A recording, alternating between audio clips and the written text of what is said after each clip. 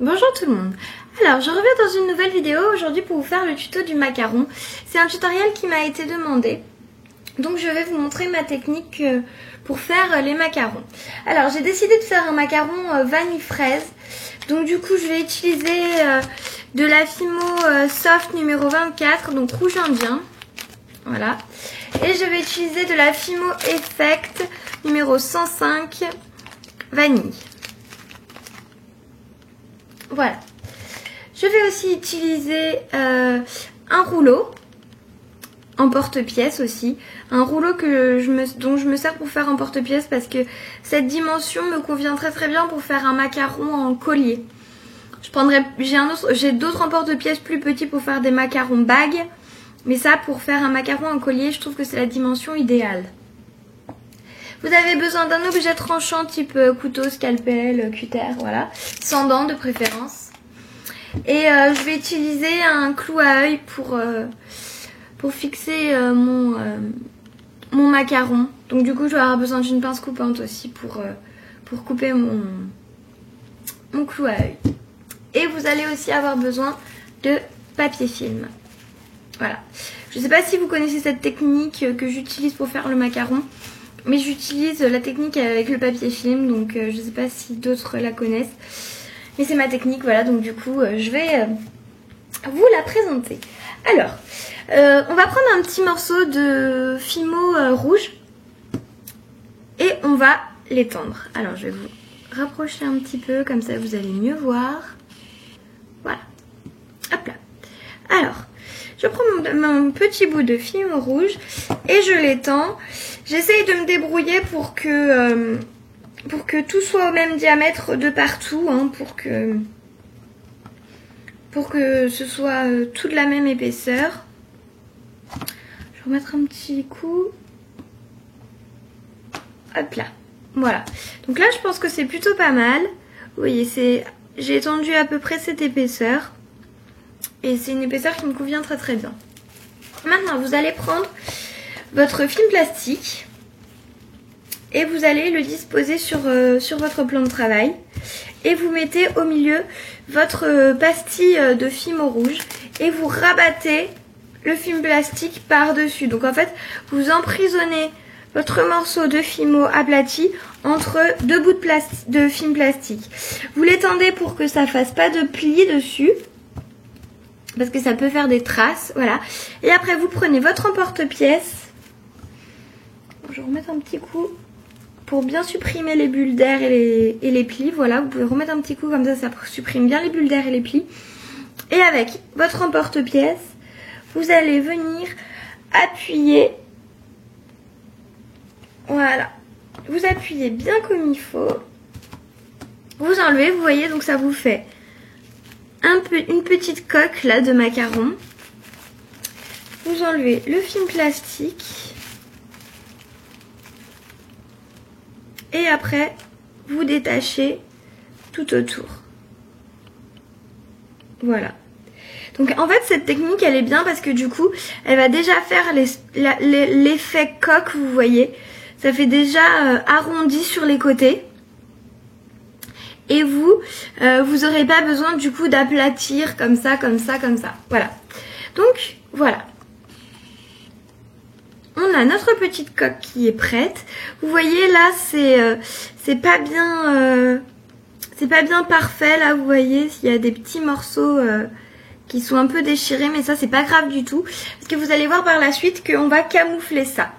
Donc, maintenant, vous allez prendre un autre morceau de Fimo rouge que vous allez étendre pour faire un long serpentin. Voilà. Donc moi je l'ai déjà fait. Vous voyez, j'ai fait un long serpentin rouge. Et je vais venir le mettre tout autour de ma petite coque de macaron. Donc vous voyez, c'est pour ça que je vous disais que c'était pas grave, qu'il y ait des petites craquelures, des petites choses un peu disgracieuses. Tout simplement parce qu'on le recouvre avec ce petit boudin. Vous voyez, j'ai tout entouré ma coque de macaron du petit serpentin rouge. Voilà. Donc avec mon scalpel, objet tranchant, je vais venir enlever le surplus. Et c'est là que je vais utiliser un cure-dent. Ah oui, je vous ai pas dit dans le matériel qu'il vous fallait absolument un cure-dent.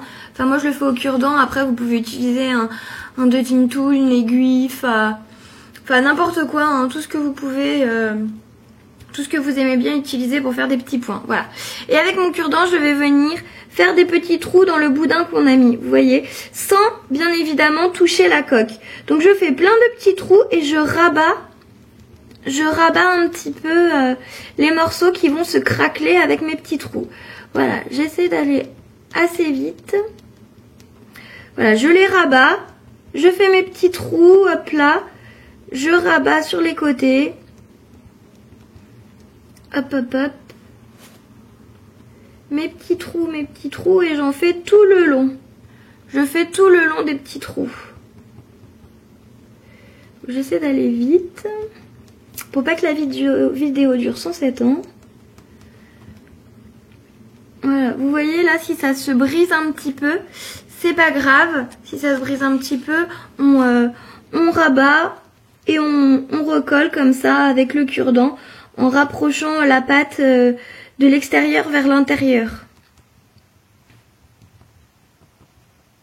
Voilà. Je fais pareil derrière.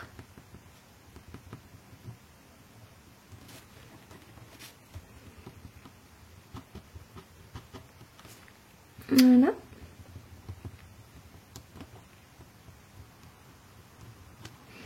Ne vous en faites pas, hein, je me dépêche. Hein.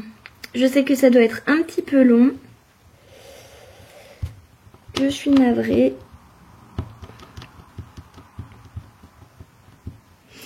Mais pour tout vous dire, il faut quand même y mettre un petit peu... Il faut quand même s'appliquer un petit peu pour faire ça. Parce que c'est vrai que si on le fait pas correctement, bah, le craquelet du macaron ne sera pas, sera pas réussi. Et du coup, c'est dommage parce que votre création, bah, elle sera moins jolie.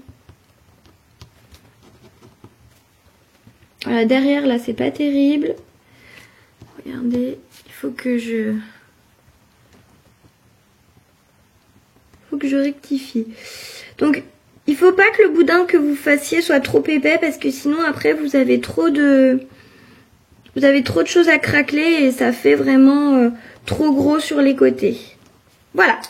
Donc j'ai terminé. Je vous montre. Hop là.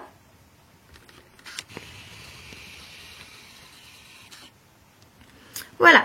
J'ai terminé ma petite coque de macaron et il faut maintenant que vous preniez de la Fimo couleur vanille et que vous l'aplatissiez et que vous fassiez avec votre emporte-pièce. Là, vous n'avez pas besoin de vous servir du papier film parce que il n'y a pas besoin qu'il y ait cet effet un peu, vous savez, de dôme.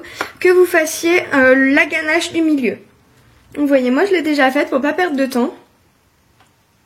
Voilà. Et il faut aussi faire l'autre coque de macaron que j'ai déjà faite parce que c'était déjà assez long. Voilà. Donc quand vous avez fait vos deux coques et votre ganache intérieure, vous choisissez la plus belle coque pour mettre sur le dessus. Donc moi c'est celle-ci qui est la plus belle. Donc votre coque d'en dessous, vous la retournez. Vous mettez votre ganache au milieu et vous remettez votre coque par-dessus. Et là, vous voyez, ça vous fait une chose un peu bizarre. Tout avec les rebords, tout en l'air. Et là, l'opération, ça va être d'abaisser les rebords du macaron. Alors, je vais vous montrer ça. Donc, vous reprenez votre cure-dent. Et là, vous allez venir baisser les rebords que vous avez tout à l'heure remontés et mis contre la coque. Et bien là, pour faire un effet plus réaliste, vous allez les abaisser un peu comme s'ils redescendaient sur la ganache du milieu. Voilà. Vous les abaissez. Si vous trouvez que c'est un peu trop sorti, vous les faites rentrer un petit peu. Et là, vous allez retourner délicatement votre macaron et vous allez faire pareil avec l'autre côté. Vous allez abaisser et faire revenir un peu vers le centre. Voilà. Rapprocher tout ce craquelé de la ganache du milieu.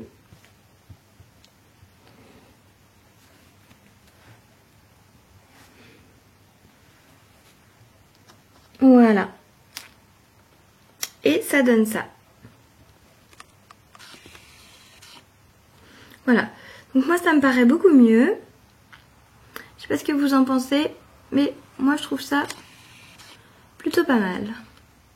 Voilà. Et maintenant vous n'avez plus qu'à ajouter votre clou à œil. Vous le mettez au milieu ou sur la tranche, tout dépend comment vous voulez pendre votre macaron. Et voilà, il n'y a plus qu'à faire cuire pendant 15 minutes à 110 degrés. Voilà. J'espère que ce tuto vous aura plu. N'hésitez pas à me laisser des petits commentaires, à me poser des questions, à me demander d'autres tutoriels si vous avez envie que je vous explique autre chose. N'hésitez pas aussi à aller voir ma page Facebook, je vous mets le lien en barre d'infos. Je vous fais de grosses bises et je vous dis à bientôt pour une prochaine vidéo. Salut!